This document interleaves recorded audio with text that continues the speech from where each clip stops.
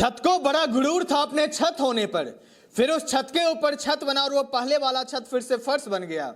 यही हाल है पंजाब किंग्स और कोलकाता नाइट राइडर्स की। इस आईपीएल की शुरुआत जब हुई थी इस सीजन की, तो पंजाब किंग्स वो छत थी और कोलकाता नाइट राइडर्स वो फर्श था।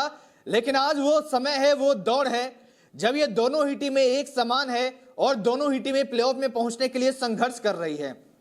बहुत कमाल की कहानी रचता है ये पॉइंट्स टेबल और ये आईपीएल, क्योंकि कब कौन कहां से कहां पहुंच जाए, कब कौन राजा से रंक बन जाए, कब कौन फर्श से अर्श बन जाए, ये चीजें समझ नहीं आती है। आप चलिए शुरुआत से आपको बताते हैं। पंजाब किंग्स वो टीम थी जो शुरुआती 7 मुकाबले में एक भी मैच नहीं हारी थी। यह पहला सीजन ऐसा हुआ था जब कोई भी टीम शुरुआती 7 मैचों में एक भी मैच नहीं हारी थी। एक मुकाबला बारिश के कारण रद्द हुआ था, हारी नहीं थी पंजाब किंग्स, वो मुकाबला केकेआर से ही था। और उस समय लग रहा था पंजाब किंग्स कहीं ऐसा ना हो कि अपने 18 साल के सूखे को खत्म करते हुए इस साल अपनी पहली ट्रॉफी जीतने वाली, 19 साल के सूखे को खत्म करते हुए। लेकिन फिर क्या हुआ, बाकी के बचे 5 मुकाबले में लगातार पंजाब किंग्स को हार मिली है। और जो पंजाब किंग्स की सिर्फ 7 मैचों में 13 पॉइंट्स के साथ और पॉइंट्स टेबल में टॉप पर थी, वो पंजाब किंग्स अब 12 मैच हो गए अभी भी उसी 13 पॉइंट्स पर हैं और पॉइंट्स टेबल में चौथे स्थान पर आ चुकी है। वहीं कोलकाता नाइट राइडर्स, उनकी कहानी इससे ठीक विपरीत है।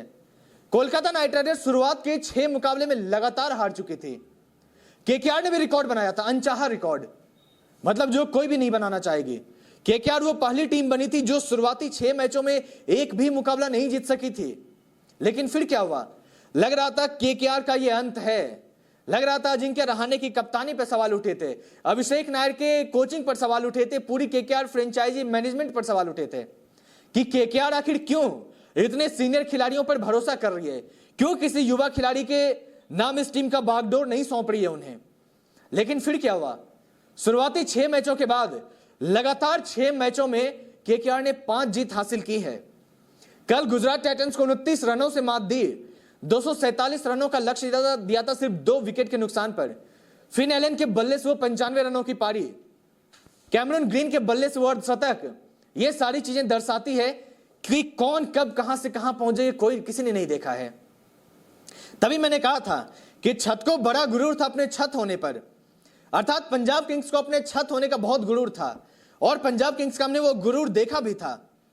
चाहे वो वैभव सूर्यवंशी को लेकर वो वीडियो जारी करना हो कि हरदीप सिंह वैभव को एम्बुलेंस में बिठा करके पास दे रहे हैं, या फिर सलमान खान के उस स्टेटमेंट का कि क्या प्रीति जिंटा की टीम जीत गई, yes bro yes bro yes bro, वो लगातार हर जीत के बाद पंजाब किंग्स के खिलाड़ियों का वो स्टेटमेंट आना, ये चीजें दर्शा रही थी कि पंजाब किंग्स को गुरूर हो चुका है कि वो छत बन चुके हैं। फिर उस छत के ऊपर छत बना और वो छत आरसीबी थी जो कि पंजाब किंग्स को बीट करके टॉप पे पहुंच गई, और वो छत अब ऐसी फर्श बन चुकी है जो प्लेऑफ की रेस से बाहर हो सकती है। और वो कोलकाता नाइट राइडर्स जो कि शुरुआत से ही फर्श बनी हुई थी, वो अर्श की ओर बढ़ रही है।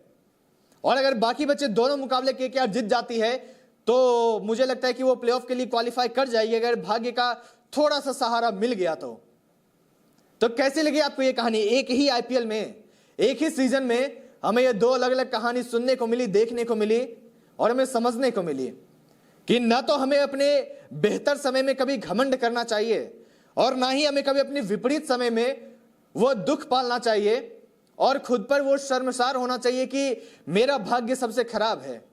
अगर आप मेहनत लगातार करते रहिएगा तो आपको वो फल जरूर मिलेगा। और ये हमें एक ही आईपीएल से दोनों चीजें हमें सीखने को मिली है कि ना बेहतर समय में घमंड करो और ना खराब समय में अपना दिल तोड़ो, ना अपनी हिम्मत गवाओ।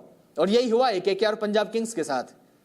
क्या कहिएगा आप इन दोनों की कहानी के बारे में? क्या आपको लगता है कि केकेआर और पंजाब किंग्स में से वो कौन सी टीम होगी जो यहां से प्लेऑफ के लिए क्वालिफाई करेगी? कमेंट कीजिए और इसे अपडेट्स के लिए बने रहे राजस्थान स्पोर्ट्स के साथ।